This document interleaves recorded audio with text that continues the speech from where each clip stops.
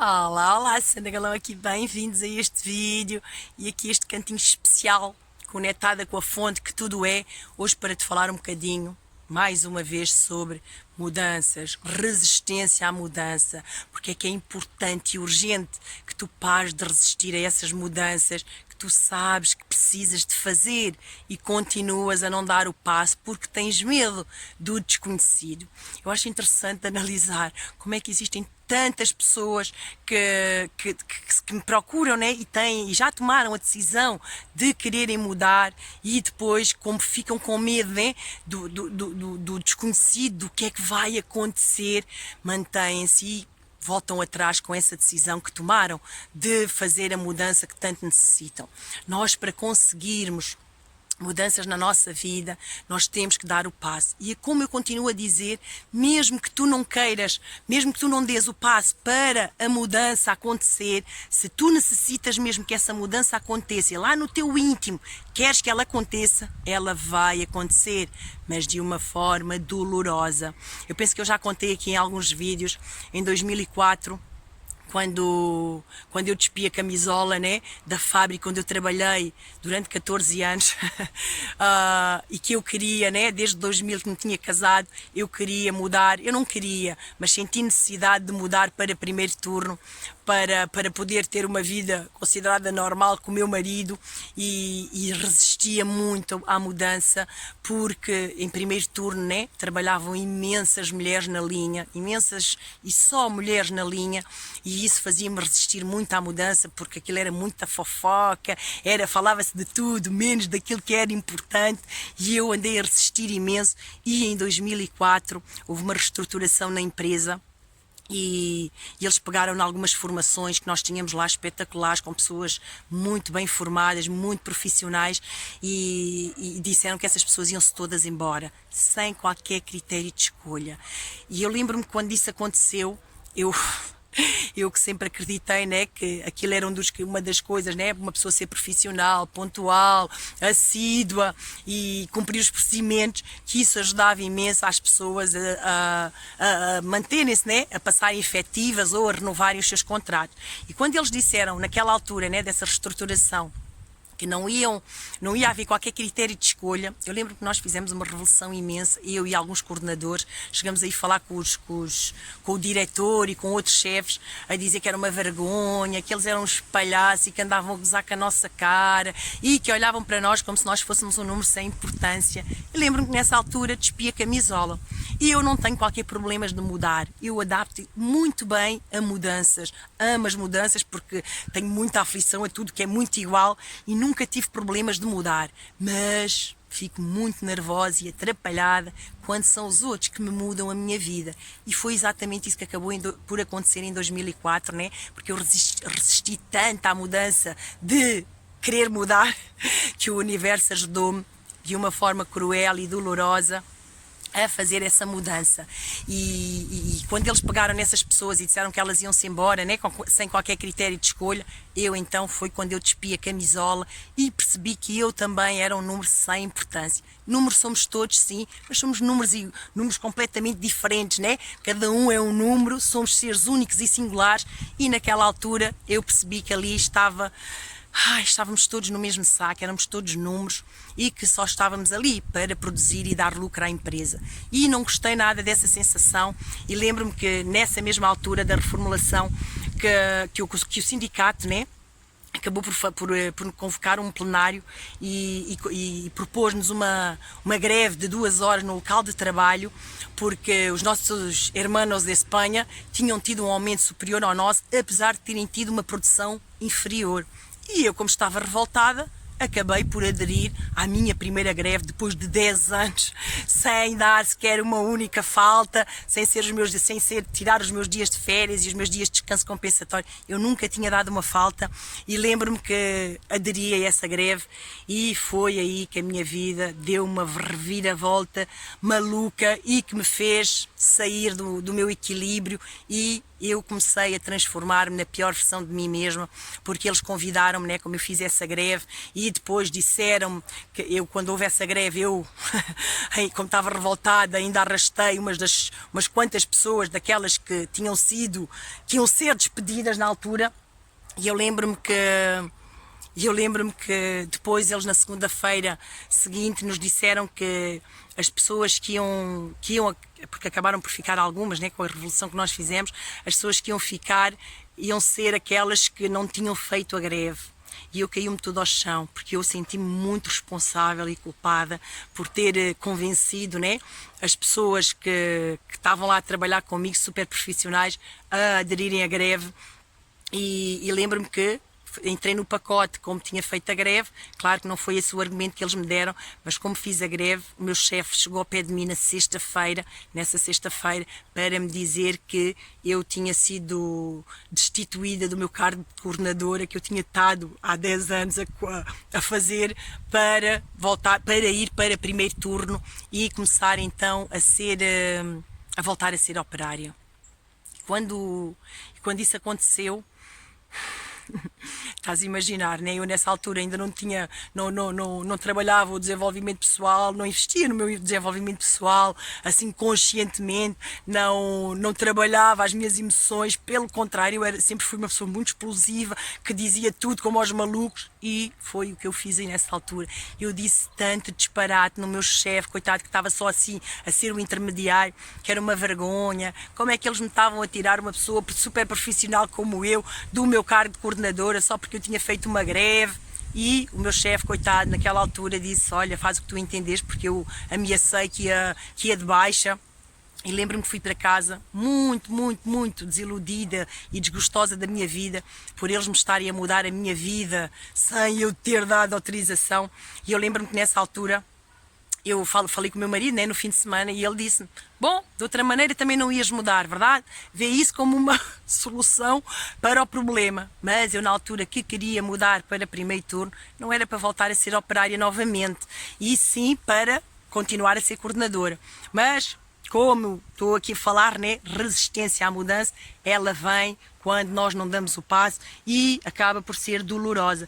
E eu lembro que nesse processo, que durou 4 anos, que eu mantive-me lá no primeiro turno, eu mudei pronto, acabei por na segunda-feira apresentar-me às 8 horas, que foi uma polémica muito grande. Como é que a Tagarela voltou a ser coordenadora? E houve um zum durante uns dias, e eu estava lá, como um robô que executa a tarefa, e que desestabilizei imenso. Estabilizei de tal forma, não me conformava com aquela situação, que comecei a dar faltas atrás de faltas, e acabei por levar, né, um processo disciplinar oral, outro escrito, e depois fui para casa 3 dias sem receber. E achei interessante na altura como é que eu tinha ido 3 dias para casa com um processo disciplinar, e as minhas colegas começaram a dizer que eu até era uma pessoa cheia de sorte, porque tinha podido escolher os 3 dias que eu fui para casa. E lembro-me que depois de ter voltado, né, passado 2 anos de eu estar lá, né, como uma operária fabril que executa só a tarefa e que não pode pensar, que era o que eles diziam, que eles acabaram por me tirar o subsídio de coordenação, e eu estava tão revoltada nessa altura que acabei por meter eles em tribunal. E lembro-me que quando os meti em tribunal, a minha vida ficou um bocadinho pior do que o que já estava.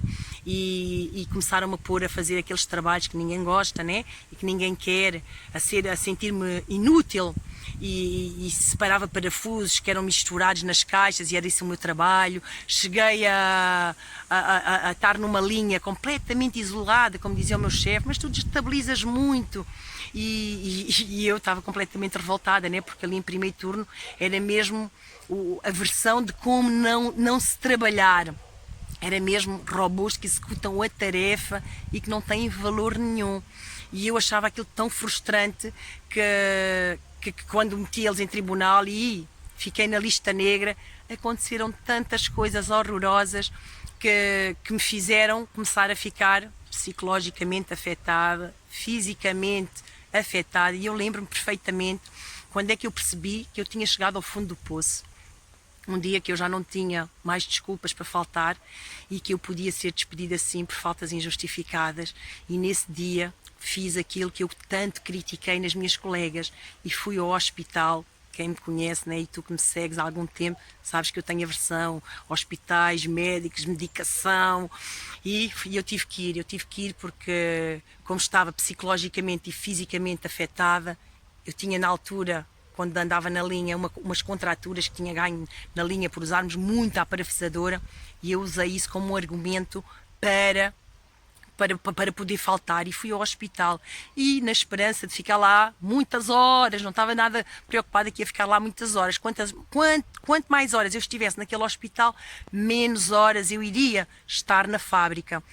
E lembro-me quando cheguei lá, aquilo havia um rastreio qualquer das fitas, né, com cores, que eu ainda não entendia muito bem, porque eu nunca tinha ido para o hospital, graças a Deus, e naquele dia eu lembro-me que eles fizeram um rastreio, e passado ali 1h30, chamaram-me, e eu entrei para uma sala, e passado alguns minutos chegou um enfermeiro com aquelas coisas, né, que trazem os choros e os medicamentos para dar às pessoas, e ia-me espetar com uma agulha aqui na minha mão, e eu lembro-me que eu dei um puxão quando ele me disse que ia-me colocar aquele catéter para me dar aquele medicamento, e eu perguntei, mas que medicamento é esse, homem?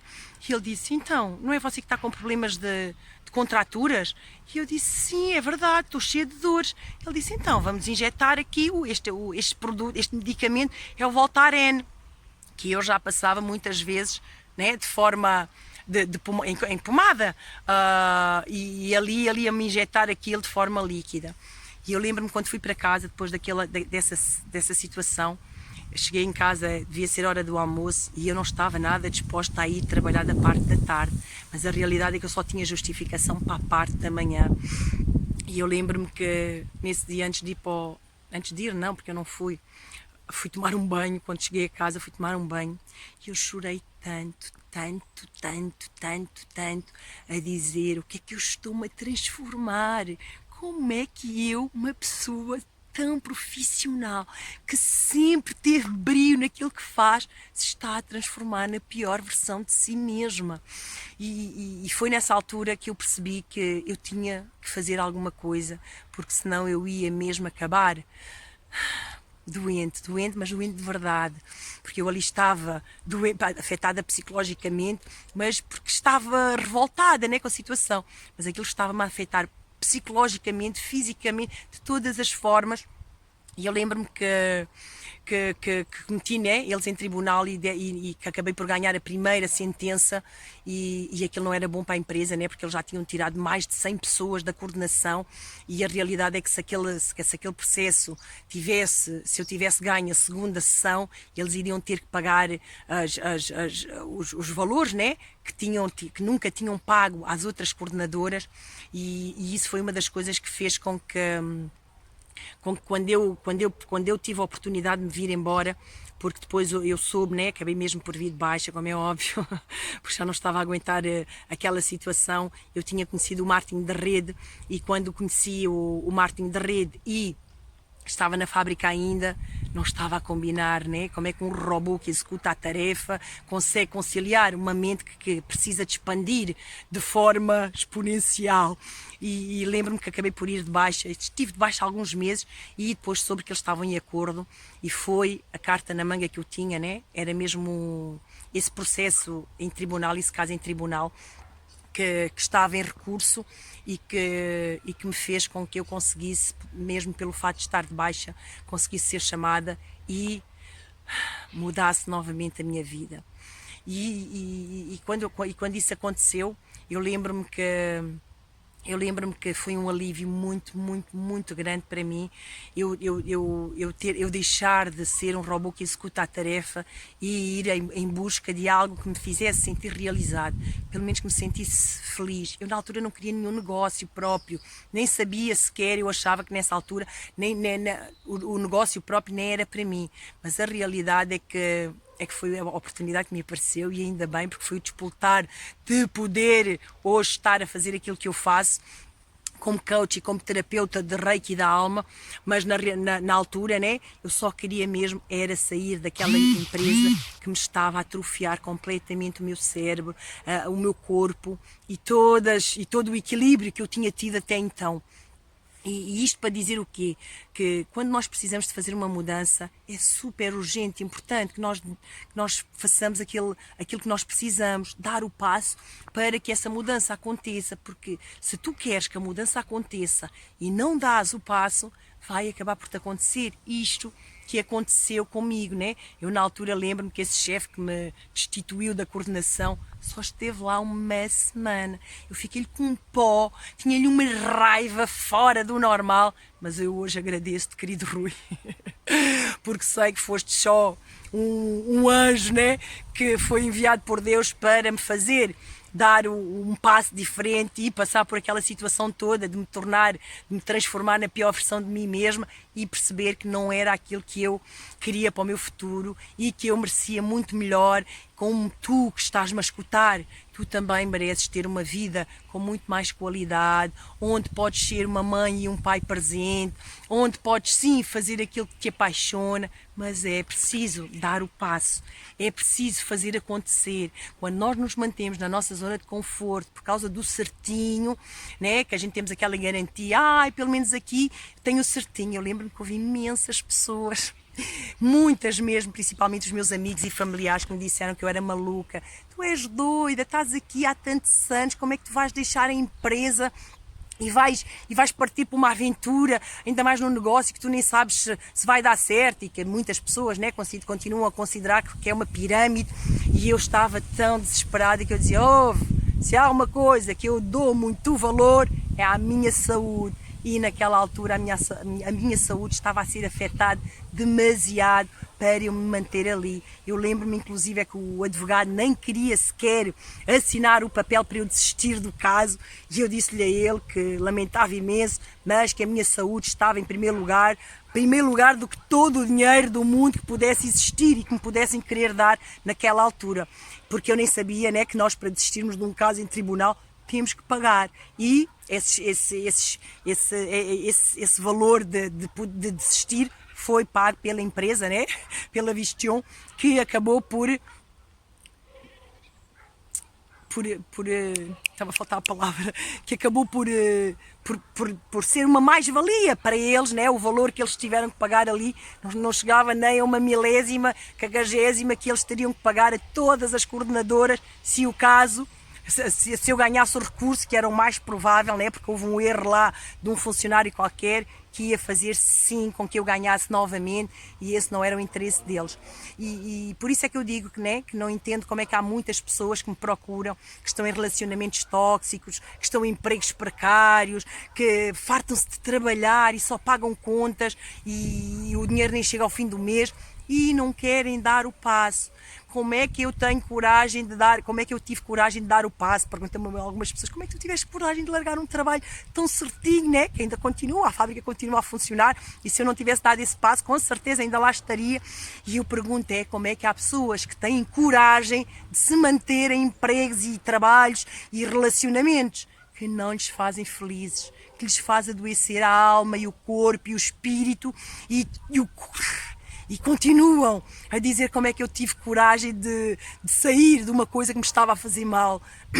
As mudanças estão sempre a acontecer, quer nós queiramos, quer não. E quando nós damos o passo, conscientes de que queremos, né, fazer essa mudança, as coisas acontecem de uma forma muito mais harmoniosa, as pessoas aparecem, as oportunidades aparecem. Quando nós nos mantemos na nossa zona de conforto, com medo do desconhecido, eu posso te garantir que as situações, as mudanças, né, que acabam por acontecer não são nada agradáveis, como te contei aqui neste bocadinho, né, que podia ser te contasse assim com pormenores, eu ia chorar muito, se calhar ia te fazer chorar muito, e não é esse o interesse, é só que tu percebas que as mudanças estão sempre a acontecer, o mundo está sempre a mudar e é urgentíssimo que tu aí que estás infeliz e que não gostas da vida que tu tens neste momento, tu dês o passo. Dá um passo na direção daquilo que tu realmente desejas. Começa a mudar a tua mentalidade e as tuas crenças limitantes para que possas ter então uma vida com qualidade, onde podes trabalhar com aquilo que realmente te apaixona, onde podes trabalhar com quem tu queres e onde tu queres, porque é possível sim, hoje em dia com estas novas tecnologias do marketing digital e do internet marketing, é possível sim fazer outro tipo de trabalho, sem termos que ser escravos, sem termos que ser pessoas que são inúteis, né? Robôs que executam a tarefa, como era o meu caso ali, né? Como é que eu estava uma pessoa que, como eu, sem modéstia nenhuma, eu era uma excelente profissional até me ter transformado na minha pior versão. Como é que uma pessoa como eu estava-se a perder ali naquela fábrica a ser um robô que executa a tarefa? Não, quando eu dei aquele passo, a minha vida mudou e mudou para muito melhor, e é esse o meu apelo aqui para ti, que tenhas a coragem de sair da tua zona de conforto para que possas ter mudanças na tua vida harmoniosas e não dolorosas, como foi aqui o meu caso, ok? Por isso fica aqui o TPC para ti, que continuas aí nessa vida, que não gostas, que pá, não faz mal se tu não sabes o que é que vai acontecer, porque tu não sabes nunca o que é que vai acontecer. Dês tu o passo ou não dês o passo, as mudanças vão acontecer sem tu saberes que mudanças são essas. E se podes ter uma mudança harmoniosa, porque é que vais ter uma mudança dolorosa? Fica aqui esta questão para refletir. Muito, muito, muito grata por me escutares e lembra-te, nós estamos aqui para viver a vida livre. Nós somos livres de fazer as mudanças que necessitamos, mas precisamos de dar o passo. E eu digo sempre, né? Se tu me segues, sabes disso, dá o passo que Deus coloca ao chão. Ele coloca mesmo, mas tens de dar o passo com fé que vai correr tudo bem. Ok? Um beijinho muito grande. Tchau, tchau.